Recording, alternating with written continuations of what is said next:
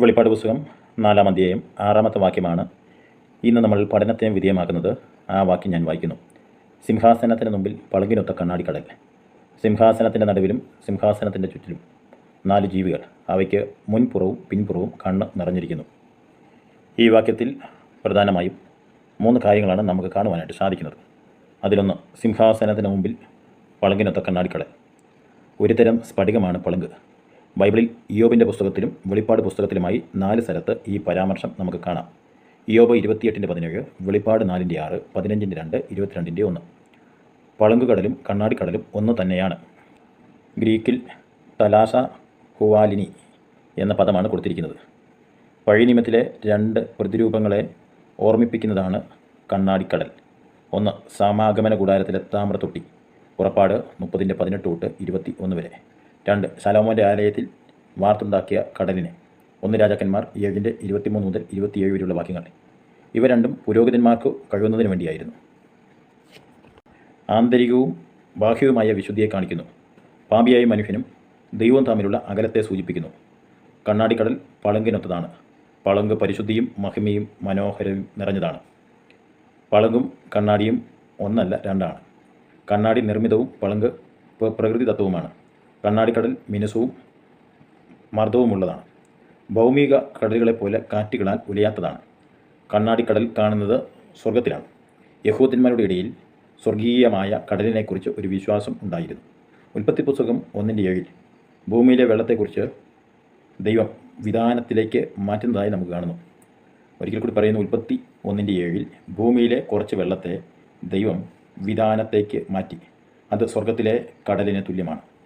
ഈ 2-ാം ദിവസത്തെ സൃഷ്ടിയെ മാത്രം ദൈവം നല്ലത് എന്ന് കണ്ടില്ല. കാരണം ഉൽപ്പത്തി പുസ്തകം 7:11 നോഹയുടെ കാലത്ത് ലോകത്തെ ന്യായം വിധിക്കുവാൻ ഇവ ആവശ്യമാണ് എന്ന് ദൈവം തൻ്റെ സർവ്വജ്ഞാനത്താൽ അറിയാമായിരുന്നത് കൊണ്ട് നല്ലത് എന്ന് കാണാതിരുന്ന ദൈവത്തിന് മഹത്വം. കാരണം ന്യായവിധിക്കായി വെള്ളമൊരുക്കി അത് നല്ലത് എന്ന് കണ്ട ദൈവമല്ലേ നിങ്ങളുടേത് എന്ന് നാസ്തികർ പരിഹസിച്ചാണ്.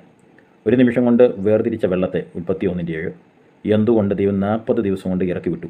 പെട്ടെന്ന് എന്തുകൊണ്ട് ഇറക്കി വിട്ടില്ല? അങ്ങനെ ഇറക്കിയിരുന്നു എങ്കിൽ നോഹയും കുടുംബവും പെട്ടവും ജീവജാലങ്ങളും ശേഷിക്കുകയില്ല, തകർന്നു പോയാനെ.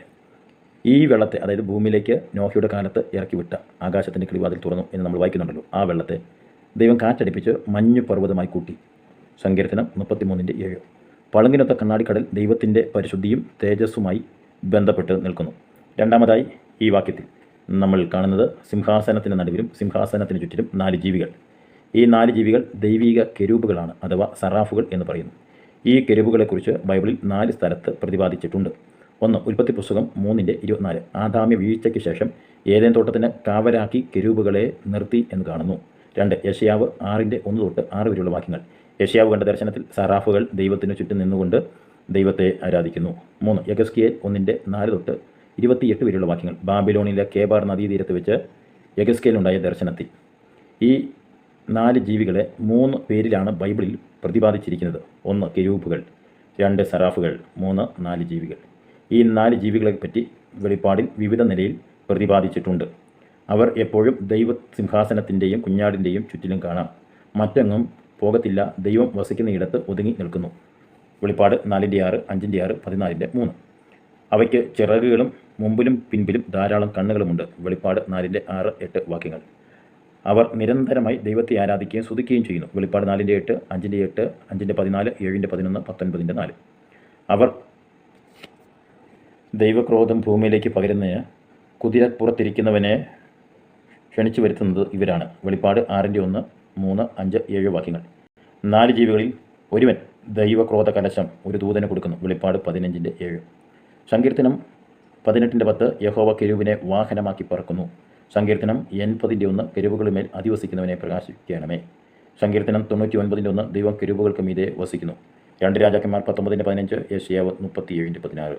കെരൂബുകൾ ദൂതഗണത്തിൽപ്പെട്ടവർ എങ്കിലും അവയെ ദൂതന്മാർ എന്ന് വിളിച്ചിട്ടില്ല. അവർ ഒരിക്കലും ദൂത് വാഹി ആകാത്തത് കൊണ്ട് ആയിരിക്കാം. 3-ാമതായി ഈ വാക്യത്തിൽ നമ്മൾ കാണുന്നത് അവയ്ക്ക് മുൻപുറവും പിൻപുറവും കണ്ണ് നിറഞ്ഞിരിക്കുന്നു. അതായത് വെളിപ്പാട് പുസ്തകം 4:6 അവയ്ക്ക് മുൻപുറവും പിൻപുറവും കണ്ണ് നിറഞ്ഞിരിക്കുന്നു എന്നാണ് 3-ാമത്തെ പോയിന്റ്. സദൃശവാക്യം 15:3 യഹോവയുടെ കണ്ണ് എല്ലായിടവും ഉണ്ട്, ആകാത്തവരെയും നല്ലവരെയും നോക്കിക്കൊണ്ടിരിക്കുന്നു എന്ന് ജ്ഞാനികളിൽ ജ്ഞാനിയായ ശലോമോൻ പറഞ്ഞിരിക്കുന്നു. ആ ദൈവത്തോടു കൂടെ വസിക്കുന്ന 4 ജീവികൾക്ക് മുൻപുറവും പിൻപുറവും കണ്ണു നിറഞ്ഞിരിക്കുന്നു.